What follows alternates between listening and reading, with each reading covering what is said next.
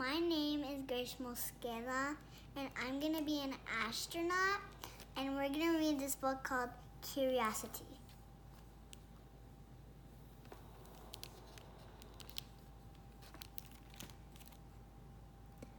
Wherever you are in the world right now, I'm a very long way away. I'm not even on the same planet as you. I'm a Mars Rover. A rover is a moving robot built to explore far-off places too far away or dangerous for humans to visit. How did I get here? Why was I sent? This is my story.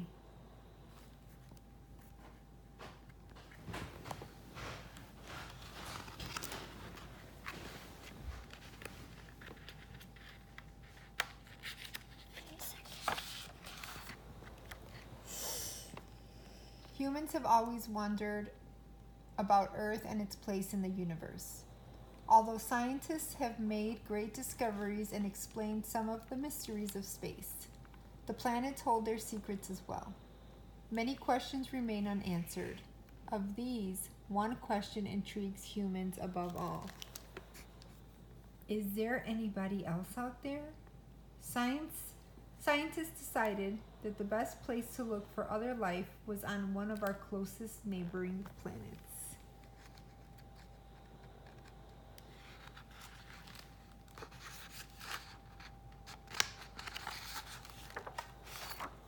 Mars, the red planet. In addition to being one of our two closest neighboring planets, Mars is the planet in our solar system that's most similar to Earth. Scientists think that in the past, Mars may have had environments similar to ones on Earth today. Mars is covered in red dust now, but there is evidence that millions of years ago, the planet may have had lakes, flowing rivers, and even great oceans. Why does this matter? Because on Earth, water is a necessity for life. However, there is one problem.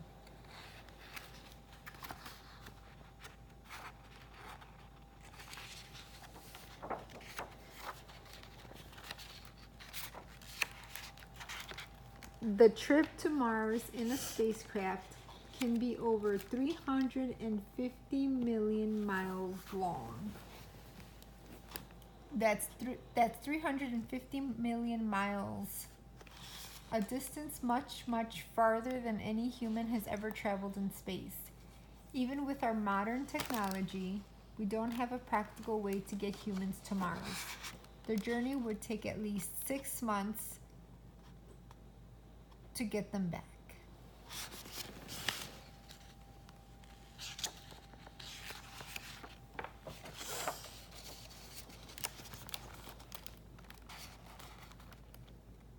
Humans have been able to explore closer to home. On July 20th, 1969, Apollo 11 landed on the moon. Astronaut Neil Armstrong took one famous step and became the first person to set foot there. For the few hours he and Buzz Aldrin walked on its surface, people could look up at the moon and know that someone might be looking back at them.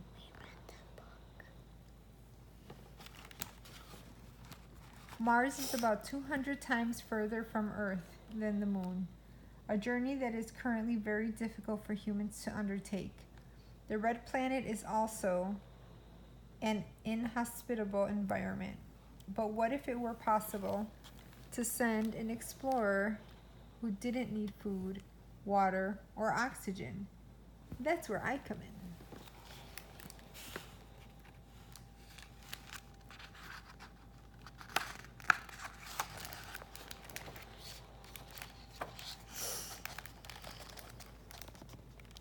Scientists at NASA, the National Aeronautics and Space Administration, came up with the idea to send robots to Mars in humans' place.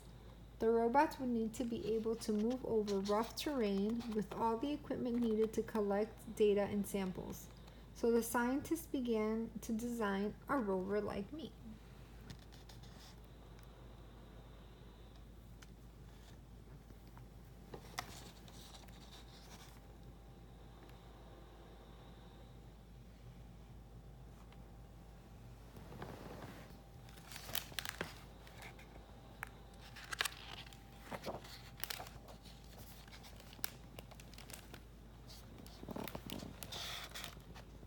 The project to build and design Mars rovers was and still is based at the Jet Propulsion Laboratory near Los Angeles, California.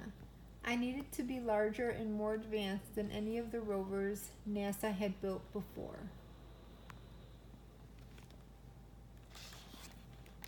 Previous successful rovers had taken photos of Mars, giving NASA never-before-seen images. Other missions were orbiters and flybys, flying around or past Mars to gather information without even landing on the planet. By 2007, 39 missions to the Red Planet had been launched, and over half had ended in failure. Some of these earlier missions had become lost in space, while others crashed into Mars, never to be heard from again. Whoa.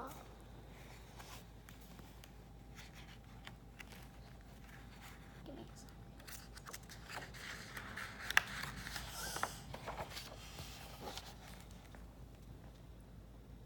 The lab where I was built had to be kept as clean as possible. Everyone had to wear white coveralls, which were nicknamed bunny suits. These suits stopped dust and germs from spreading to me and my equipment.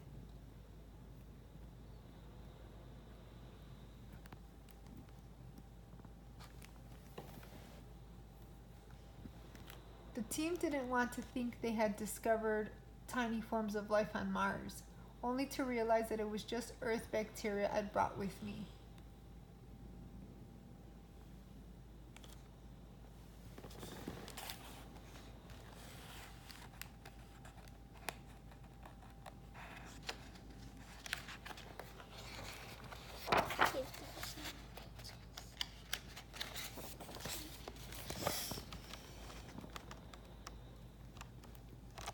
Entirely new technologies had to be invented for my mission. I needed to be able to carry a lot of equipment to test what I found on Mars, my own portable laboratory. To give the mission the best chance of being successful, years of testing were needed to make sure everything would work correctly the first time. After all, if something were to go wrong on Mars, no one could come and fix me.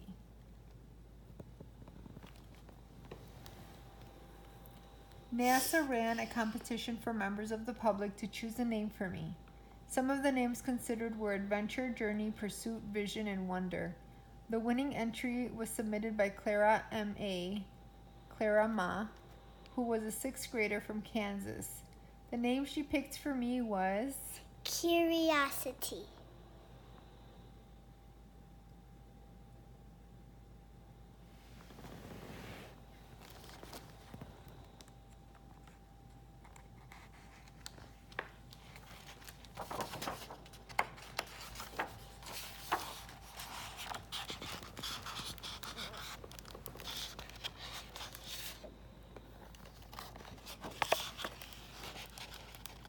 And then I was ready to fly to Mars. It was best to launch eastward and close to the equator to get as much energy from Earth's spin as possible. This also meant it was safest to launch where the ocean was to be to the east, just in case something went wrong. So I had to be taken to Florida to begin my space mission. I boarded a carrier plane. What's in Florida? Disney World. And the Space Center, remember? The Kennedy Space Center? Candace Space Center.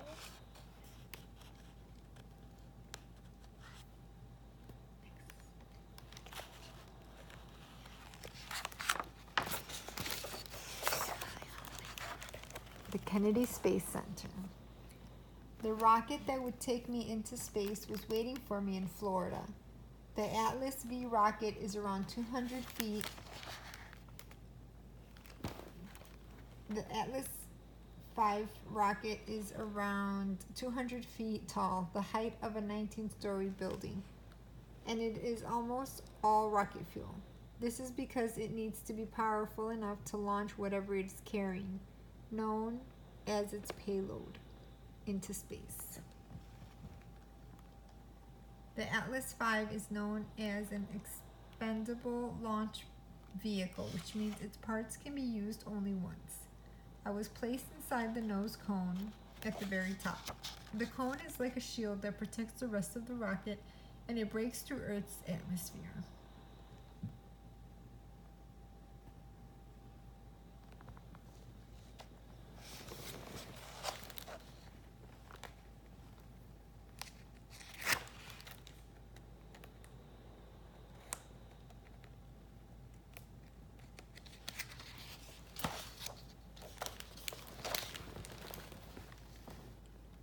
My launch date was chosen carefully so that I had the best chance at a successful launch and the shortest trip possible.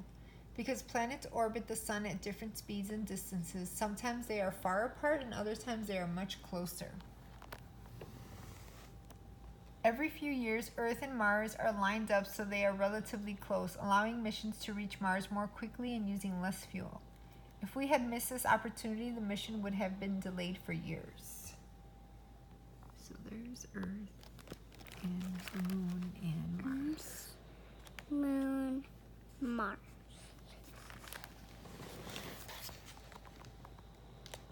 Sun. So it has Venus, Mercury, the Moon, Earth, and Mars. And over here we have Jupiter, Saturn, Uranus, and Neptune.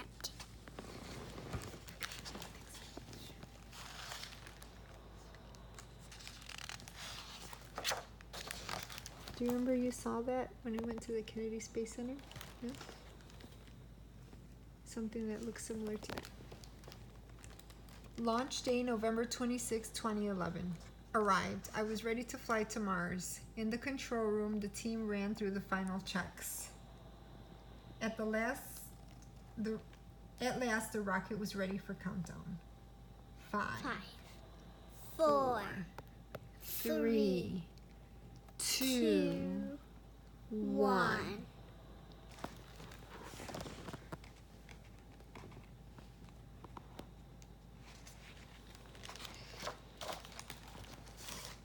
Liftoff!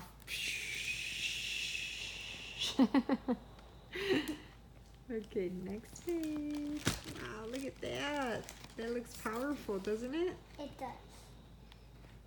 You're going to be on one of those one day? Yes, I will.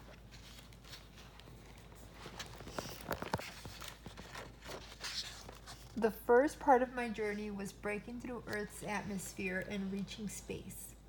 Once Atlas V's various boosters had done their job of getting the rocket into space, they broke off and fell safely into the ocean.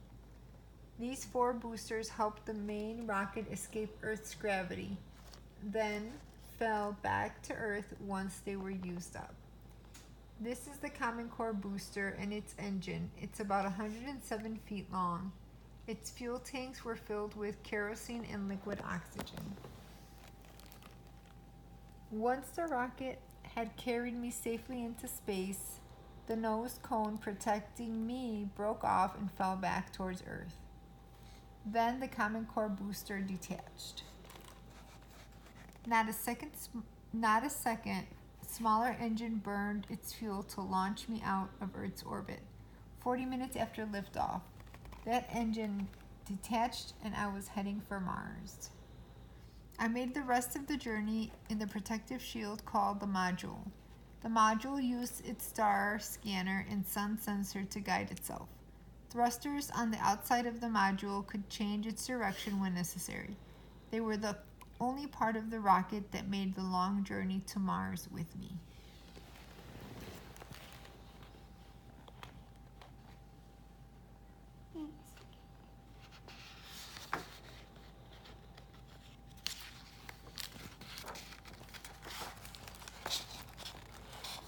After 253 days hurtling through space, I finally arrived near Mars, traveling 13,000 miles per hour. Next would be the trickiest part of my entire journey, landing safely.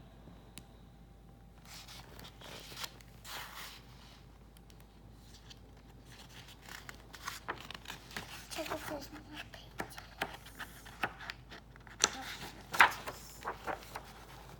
Oh my goodness.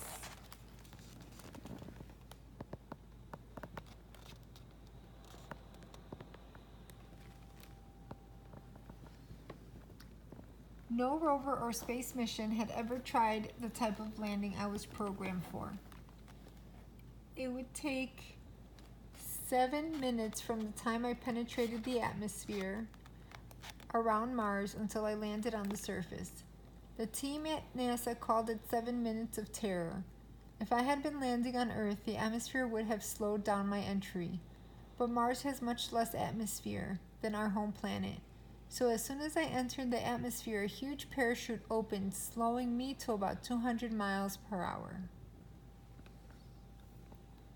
I was still moving too fast, so I dropped out of the back shell, and for a few seconds I was free falling to the ground. Suddenly, the powered descent vehicle, which was holding me, fired 8 rockets, slowing me down almost completely. Then I was ready to be lowered to the surface on cables, known as the sky crane maneuver. Once the descent vehicle detected slack in the cables, it knew I must be on the surface of Mars and released the cables.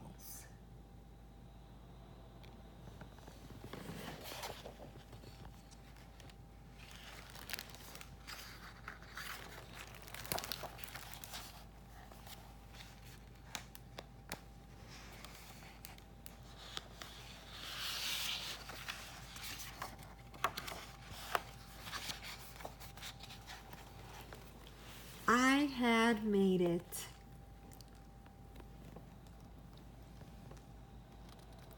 As soon as I was safely on the surface, I sent a message to my NASA team letting them know that I had landed. Because of the huge distance between Mars and Earth, the message took 15 minutes to get back to Earth. It was a tense time in the control room as everyone waited. Then the words everyone wanted to hear were read out. Touchdown confirmed. We're safe on Mars.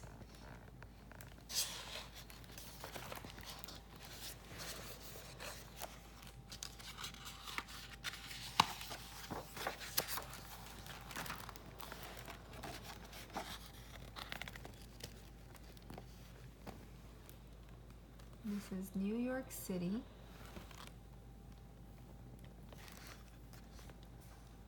There's the Curiosity.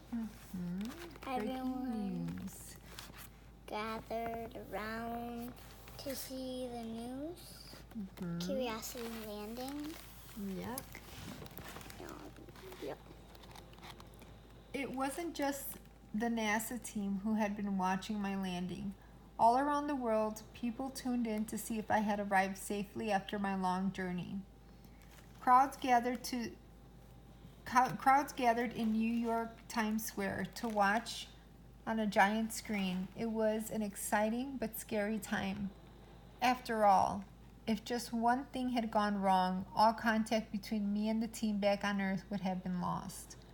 When they heard I'd landed, some people cheered, others breathed high sighs of relief. Yeah, just like that.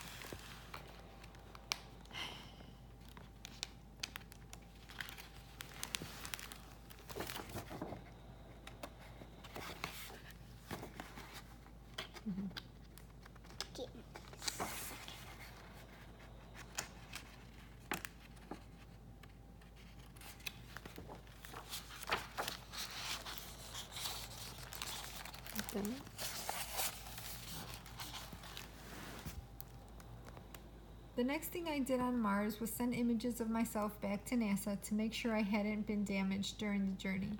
My landing had been perfect, if a little dusty. The site had been carefully selected by scientists as a place likely to have evidence of water. Now it was time to start looking. Since 2012, I have been exploring Mars. The NASA team looks through my 17 cameras and chooses potential spots on the surface that may have evidence of life. Once something is identified, I move toward it. I can move more than 600 feet per day.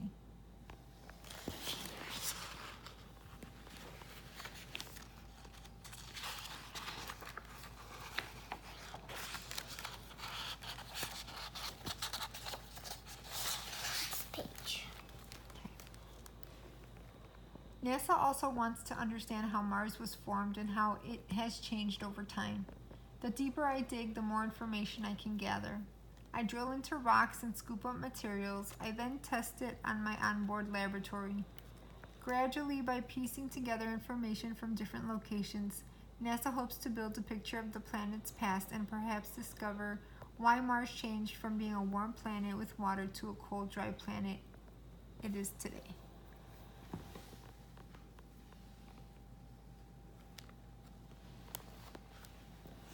As a hole is drilled, the powder gets sent up a tube into my arm.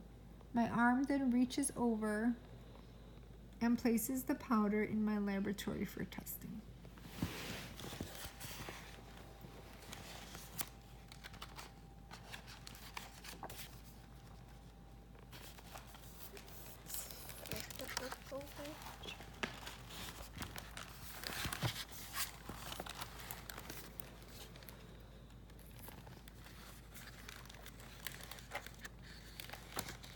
Get me.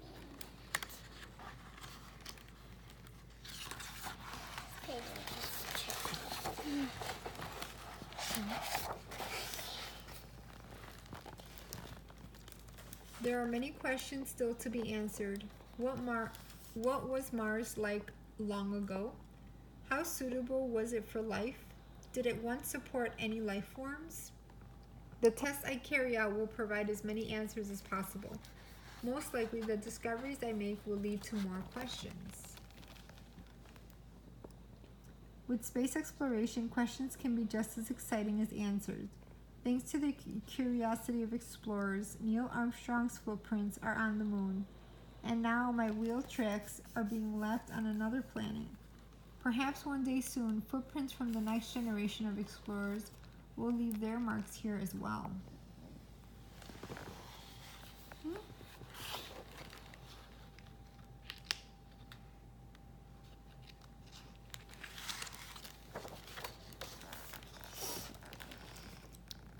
Curiosity is the passion that drives us through our everyday lives. We have become explorers and scientists with our need to ask questions and to wonder.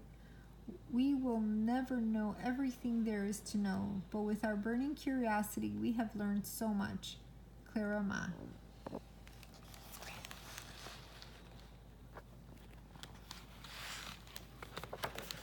Ooh. Here's the timeline of Mars missions.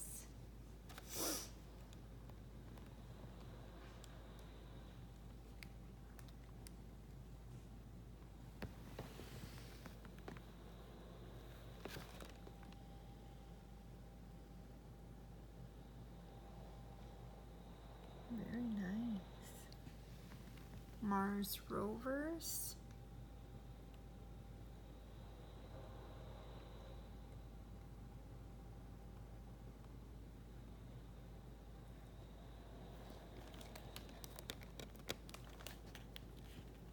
Some important words to go over by the glossary.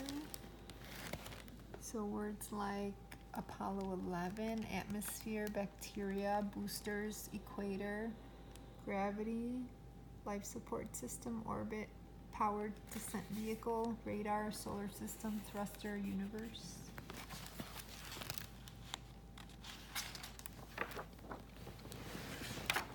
And if you ever go to NASA and take a bus ride, inside there's like this kind of like mat and tube.